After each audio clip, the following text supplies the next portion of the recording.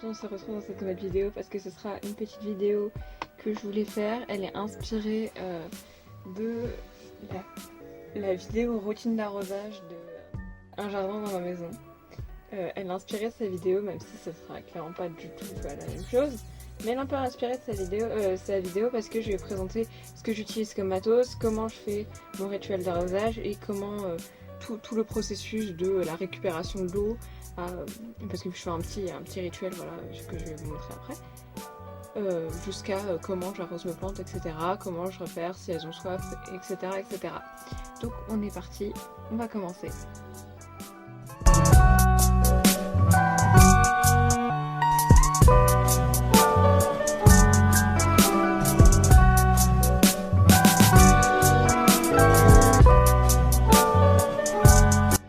Tout de suite avec une luminosité un peu éclatée, mais du coup on va recommencer du coup un peu tout de suite.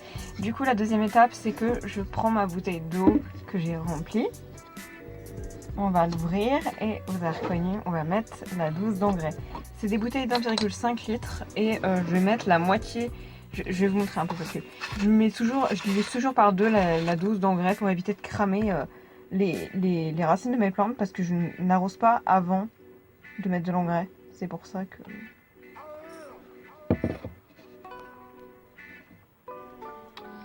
Alors, voilà. Ça, c'est la dose pour 1 litre, la petite fleur ici. Voilà, et vous voyez que je mets que ça, même pas la dose pour 1 litre, alors que j'ai 1,5 litre. Pour la simple et bonne raison que je n'arrose pas mes plantes avant d'arroser avec de l'engrais, comme vous pouvez le voir d'ailleurs. Question de temps et de pratique, c'est beaucoup trop chiant pour moi. Du coup, je préfère carrément faire comme ça. C'est vraiment un système qui me va. J'utilise l'engrais AlgoFlash, plantes vertes, etc. Donc, il est assez simple d'entretien et tout. Il est un peu... ouais, c'est classique, quoi. Mais j'aimerais bien essayer le Bat Guano, le caca de chauve-souris. Voilà, comme engrais sur certaines de mes plantes. Il faut juste que j'arrive à en trouver. Ce matin aussi, j'avais laissé complètement sécher lui. J'avais oublié de l'arroser et tout, et du coup ce matin là j'ai fait un bassinage pour bien l'arroser, mais du coup en attendant il faut que je le remette dehors. Ce sera des instants pas très photogéniques puisque la luminosité est absolument abominable, mais en gros ce que je fais c'est que je prends, là j'ai 3 bouteilles avec toutes de l'engrais dedans, et je les mets contre mon radiateur pour qu'au l'hiver du coup elles se mettent à température ambiante, voire même un petit peu plus chaude. Bon là c'est l'été du coup... Enfin c'est l'été, regardez la météo. Mais là, parce que les radiateurs fonctionnent pas, mais en gros je les mets ici, de une pour les cacher, et puis de deux pour comme ça l'hiver elles puissent se réchauffer et être à température ambiante pour mieux arroser les plantes. Faut que la température soit, faut que l'eau soit à température ambiante, voilà. Bon ça c'est pour la préparation de l'eau. Maintenant je vais vous présenter un peu le matos en pratique sur comment je fais pour arroser. Je ne l'ai pas précisé parce que ça me paraissait logique, mais je fais des apports d'engrais en fonction des saisons. Ça m'arrive d'en mettre en hiver, en automne, au printemps, etc. Mais je commence au printemps à en mettre une fois sur deux à l'arrosage. Voilà, et en hiver, en automne aussi une fois sur deux à l'arrosage. Et j'arrête complètement en hiver. Aux intersaisons, donc automne-printemps une fois sur deux. En hiver j'arrête complètement, sauf des fois ça m'arrive d'en mettre avec une pipette dans l'arrosage d'une seule plante parce que je vois qu'elle est en train de faire de nouvelles feuilles, etc. Qu'elle en a besoin. Ce que je fais, c'est déjà pour avoir plus de place parce que c'est assez fermé comme endroit. Je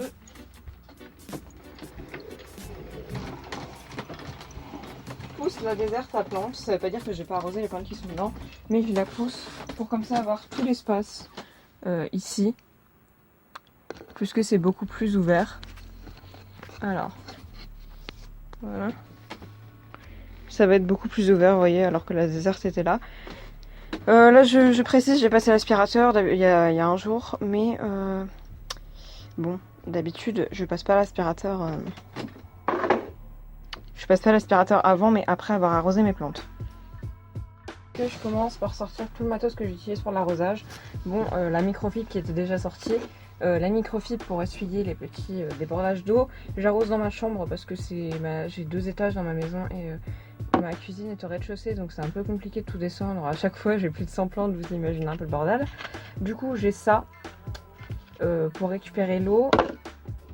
Et vous allez voir, pour transférer l'eau de manière sûre, je sors ce truc là qui est coincé sur le côté.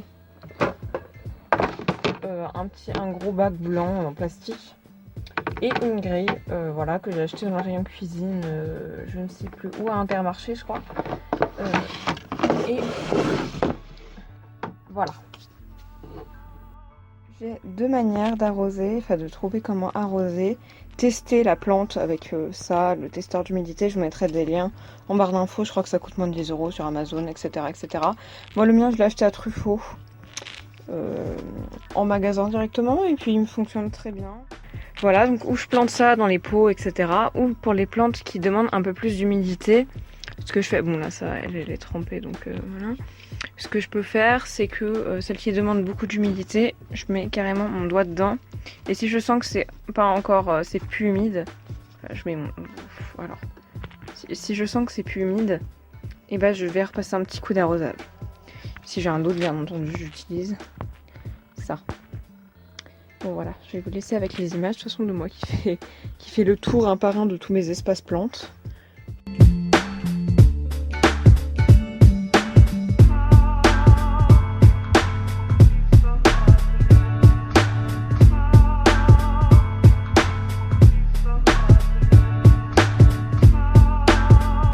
Troisième manière d'arroser aussi que je vais vous montrer avec cette mini plante là. Alors déjà le poids du pot, ça c'est important, je pèse le pot avant et après l'arrosage. Et puis ensuite je peux regarder en dessous du pot voir si la terre est sèche. Bon là en l'occurrence c'est une ficelle et vous voyez pas grand chose, mais là la terre est super sèche. Voilà. Cette technique, attention, elle est valable pour les petits pots mais pas forcément pour les gros, donc faites gaffe.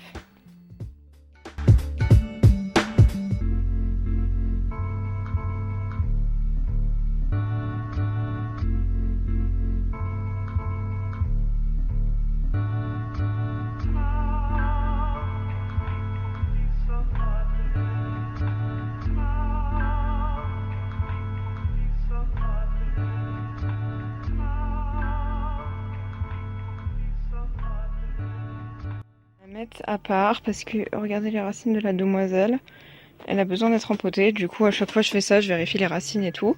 Là vous voyez que le pot il tient même plus droit, du coup elle je vais la mettre à part. Les grosses je les mets à part parce qu'on va en parler après. Oh, mince mais quelle idée, on va en parler après, mais les grosses j'aime bien les doucher. Voilà, du coup on va continuer le petit tour. I need your love.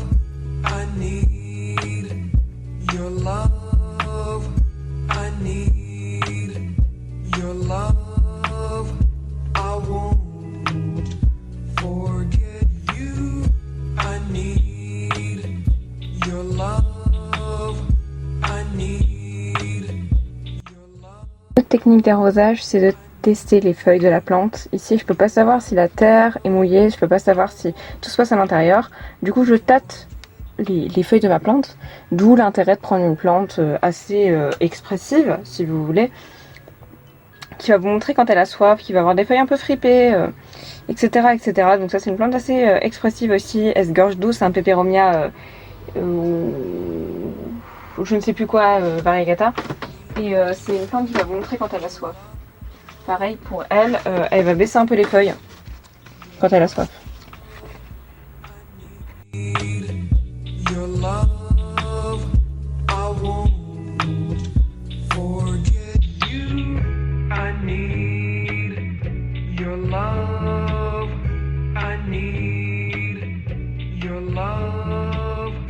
I need your love. I won't forget you. All they see is the end result, rather than seeing the intrinsic value of that field.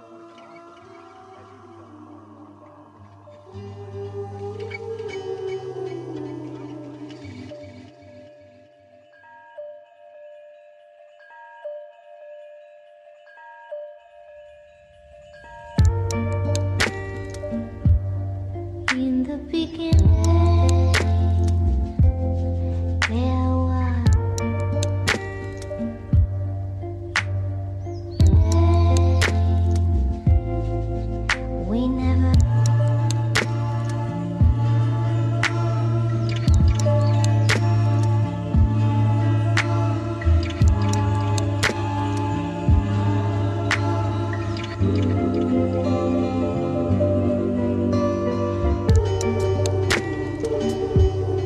In the beginning,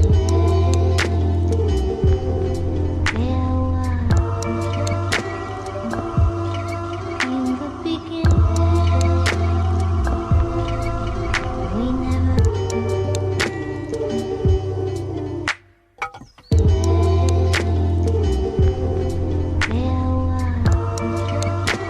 Bref, comme ici je voulais vous montrer, il y a aussi quelques points qui sont expressifs, qui vont se replier sur elles-mêmes un peu quand elles ont soif. Là c'est le cas de cette Maranta variegata. Voilà, donc elle va passer à l'arrosage aussi. Oh la peau, faut que je la rempote. Faut que je la rempote, je suis une mère indigne. Continuons.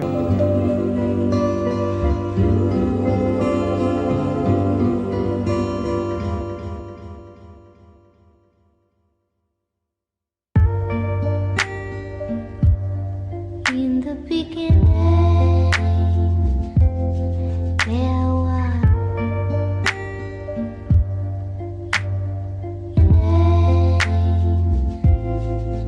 We never.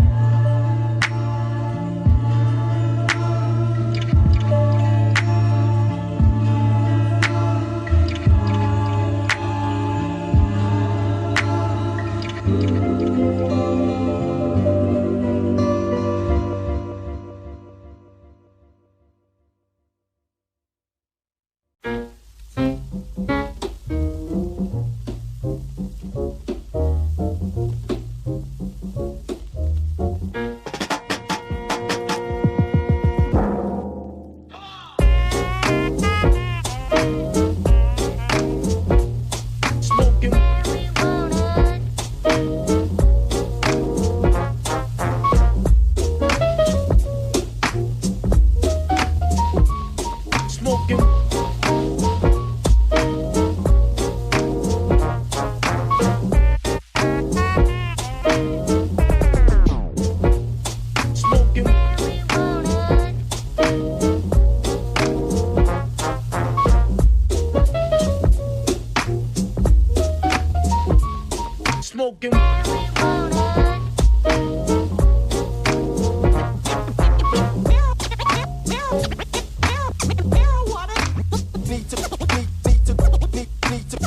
Need to go for a smoke.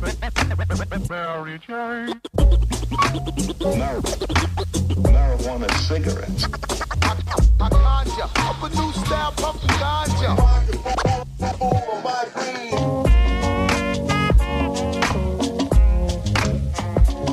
Smoking.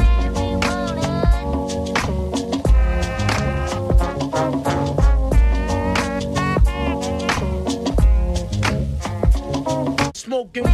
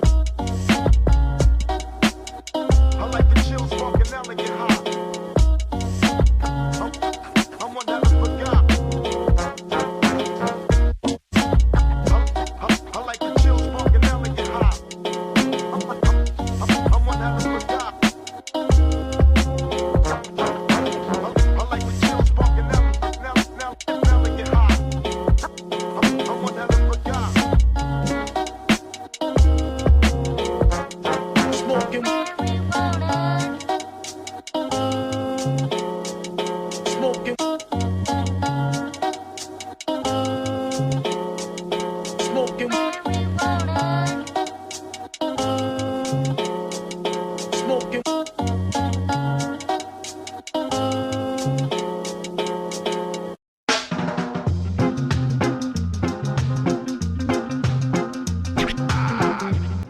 Je les ai mis à sécher dehors parce qu'il fait plutôt bon, mais quand il fait frais, je les laisse sécher à l'extérieur. Aussi, quand il fait plutôt bon, que c'est l'été, etc. Bon, là, l'eau est trop froide, mais je les lave carrément avec l'eau de pluie de l'extérieur.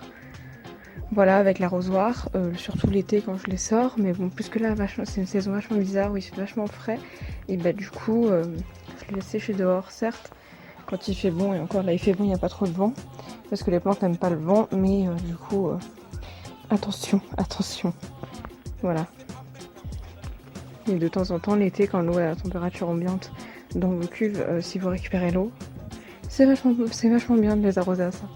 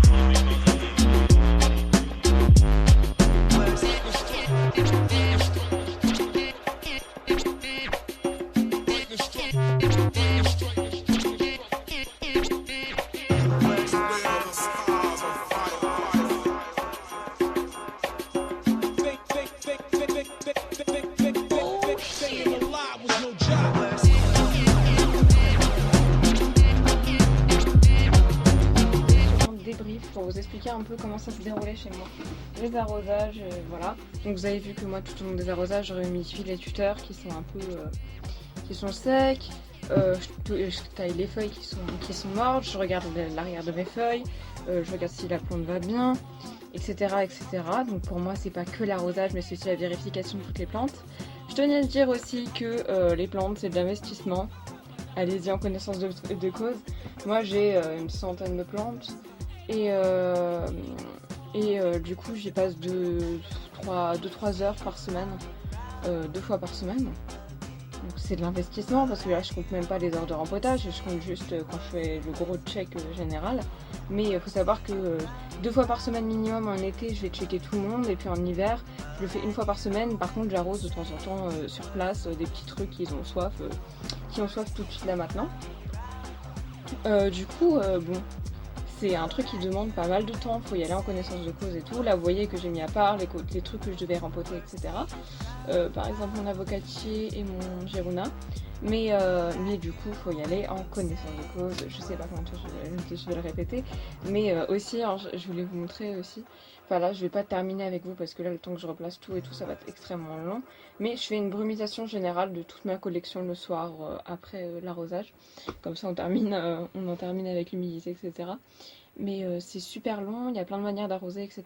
Et moi c'est ça que j'aime, c'est de regarder les plantes. Par contre si ça vous gave de faire des arrosages, vous n'arriverez pas à arriver à une centaine de plantes. Voilà. Surtout en intérieur, quand ça sèche vite et tout, l'été, il faut vérifier tout le temps si tout le monde va bien, machin, c'est trop chiant. Enfin c'est trop chiant, non c'est pas trop chiant mais c'est long quoi, c'est long. Donc, oh, j'avais même pas vu que j'avais des alcooliques ici. Bon, bah, du coup, j'espère que cette vidéo vous aura plu. Hein. J'espère qu'elle vous aura été utile. J'espère que j'aurai pu partager avec vous ma manière d'arroser, que ça puisse vous aider. Peut-être expliquez-moi dans les commentaires aussi comment vous arrosez vous, parce qu'on a tous plein de techniques différentes. Et moi c'est vrai que je fais quasiment chaque fois ça, mais aussi j'arrose sur place. D'ailleurs il y a un truc que je devais arroser sur place et que j'ai complètement oublié d'arroser sur place. C'est là, c'est une Césaria. Moonshine. Il y a des trucs que j'arrose sur place, le poteau sargenté aussi qui est tout là-haut, vous voyez plus, mais lui je l'arrose sur place parce qu'il est chuterait dans une cage et je peux pas le défaire à chaque fois parce que sinon il y aurait beaucoup trop de casse. Voilà, je suis très satisfaite de cette manière-là d'arroser avec ma grille et tout, de laisser écouter. Ça arrive que j'arrose en laissant tremper par le bas, mais ça arrive plus quand j'arrose, comment dire, bah quand j'arrose quand j'arrose le jour même quoi, quand je vois que la plante elle a soif, je me dis allez je vais faire un petit arrosage à la base, puis sinon je les laisse égoutter. Voilà. Au niveau des grandes plantes, c'est vrai que je préfère les laver, mais ça arrive des fois que je les laisse pas, je les lave pas. Mais bon, je pense qu'on a fait à peu près le point là-dessus. J'espère que la vidéo vous aura plu, j'espère qu'elle vous aura été utile. N'hésitez pas à m'expliquer comment vous arrosez vous dans les commentaires. La vidéo est pour ça aussi, voilà, pour le partage. J'espère qu'elle vous aura plu. Je vous fais de gros bisous, je vous dis bye bye et n'hésitez pas à regarder ma dernière vidéo. Bisous.